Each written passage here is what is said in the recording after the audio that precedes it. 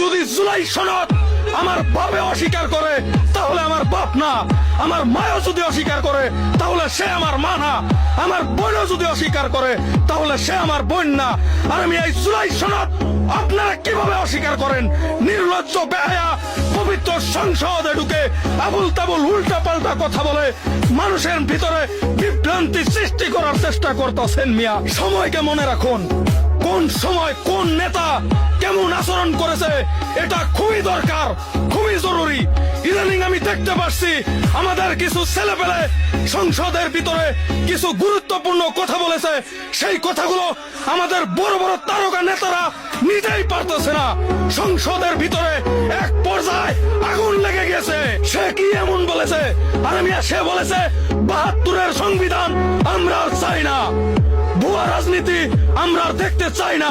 এই নতুন বাংলাদেশ, নতুন মানচিত্র পেয়েছি, নতুন পতাকা পেয়েছি, সংবিধানও নতুন থাকবে।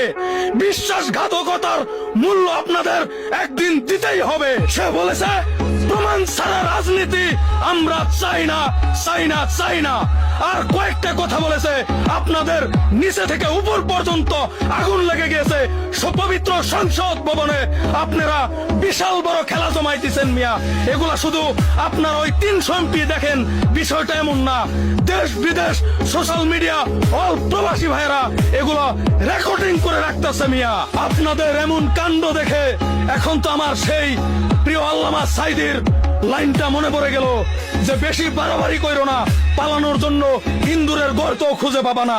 ১২ কোটি মানুষ গাছের গোড়ায় নাড়া দিবে, মামু বাড়ি দিল্লি গিয়ে পড়বে। তো সবাই সতর্ক থাকবেন, সাবধানে রাজনীতি করবেন। এমন কোন রাজনীতি করবেন না যেই রাজনীতিতে আপনার জিন্দেগি খতম হয়ে যাবে।